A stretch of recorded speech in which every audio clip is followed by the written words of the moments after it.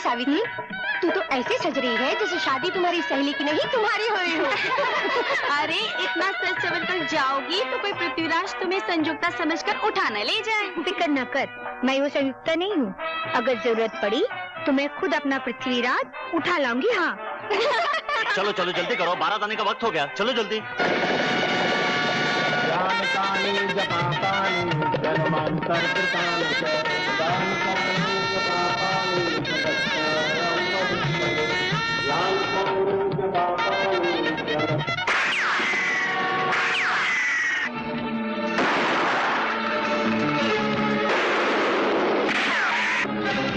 दुल्हन बीवी, अपनी जान की सलामती चाहती हो तो उतार दो सारा सोना जो सर से पांव तक पहन रखा है।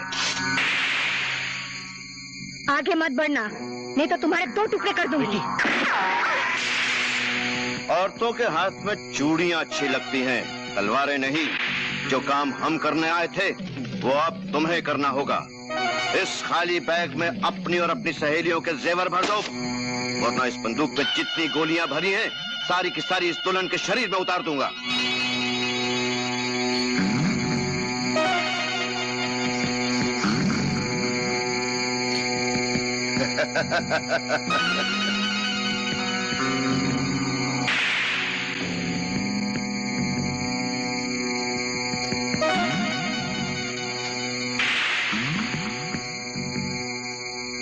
ये लो अपना पाप।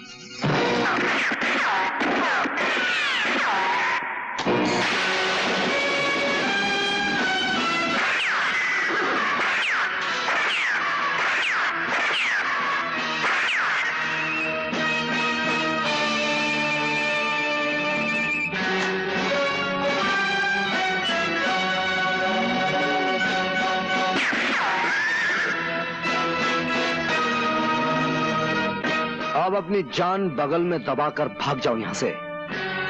मैं नहीं चाहता कि इस पवित्र वेदी के फूलों पे तुम्हारे गंदे खून के छींटे बरसाए जाए। चलो भाग चले यहां से, चलो। ये नौजवान कौन है?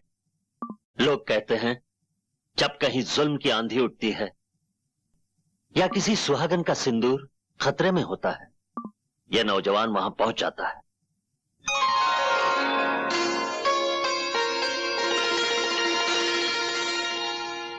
ये लीजिए गहने, दुल्हन को पहना दीजिए। पंडित जी मंत्र पढ़िए।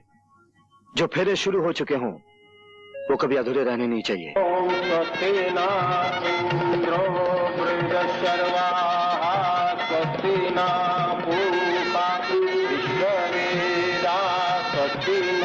परम धर्म वाले की गोलियों से तो बचकर आ गए हम लोग, लेकिन शमशेरा से हमें कौन बचाएगा?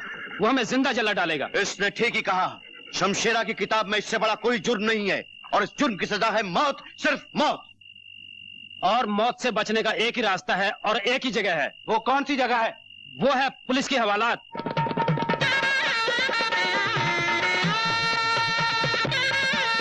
बधाई हो राय साहब, बधाई हो। शुक्रिया ठाकुर साहब। अरे वो फरिश्ता कहां गया जिसने हमारी बेटी की अमानत और इस गांव की इज्जत को लुटने से बचाया है? जुल्म से लड़ने के लिए जो लोग दूसरों की आग में कूदते हैं वो किसी धन या धन्यवाद का इंतजार नहीं करते राय साहब। चल दोस्त, फिर तूने अपना फर्ज अदा कर दिया। पता नहीं हर खतरे से पहले तुझे किस तरह पता चल जाता है। सुनिए, हम आपके एहसान का बदला तो नहीं चुका सकते। ये छोटी सी भेंट है, आप इसे स्वीकार कर लीजिए। जो मैंने किया है वो एहसान नहीं था, मेरा धर्म था। और धर्म अपना इनाम खुद होता है। उसे सोने चांदी के तराजू में तोलकर हमें शर्मिंदा ना कीजिए।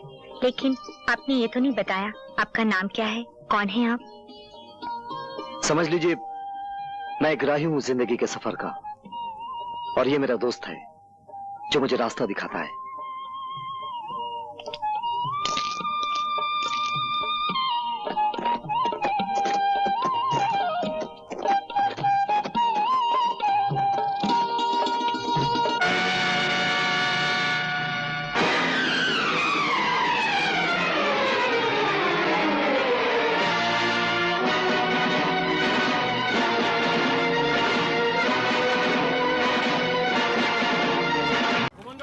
So many documents, spreadsheets, videos to go through, and the deadline is tomorrow.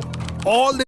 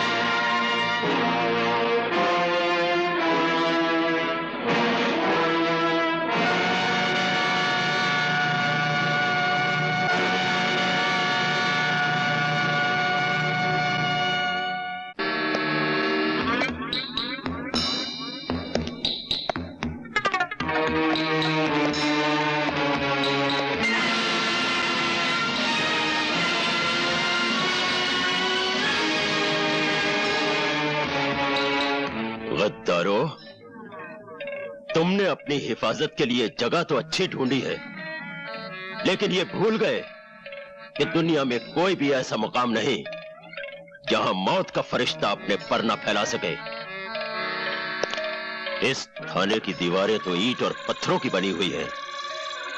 मैं तो फौलाद की दीवारें चीरकर भी तुम तक आ जाता, ये बताने के लिए कि ये दुनिया ऐसा जंगल है जिसमें सिर्फ शेरों को जीने का हक है, तुम जैसे गीदड़ों को नहीं।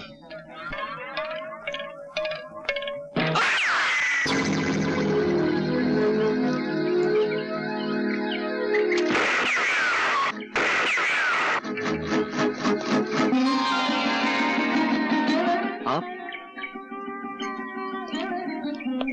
गोली आपने चलाई? हाँ। क्यों? एक बहुत बड़ी चोरी हो गई। क्या? दिल। मैं तो कुछ और ही समझा था। किसने चुराया आपका दिल? जिंदगी के सफर के एक राही ने, जिसकी राह ढूंढते ढूंढते मैं यहाँ तक पहुँच गई हूँ।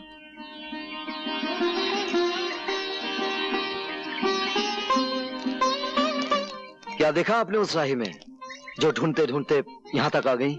एक दिल देखा जो दूसरों के दुख को समझता है, दो बाजू देखे जो कमजोर इंसान को जुल्म से बचाते हैं, बस।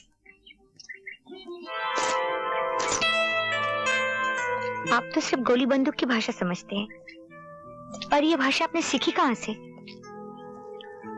पहले मैं भी अहिंसा का पुजारी था। डाकुओं ने ऐन शादी के मौके पर मेरी बहन का दहेज लूट लिया। जिस दरवाजे से डोली उठने वाली थी, उसी दरवाजे से दो अर्थियां उठी, एक मेरी बहन की और दूसरी उसके दूल्हे की।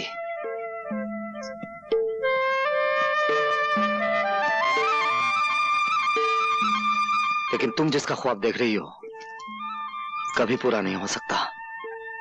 हो सकता है। नाजुक धागे की जगह विश्वास की मजबूत डोर बंधी होनी चाहिए। आप सिर्फ एक बार डोर तो थामिए।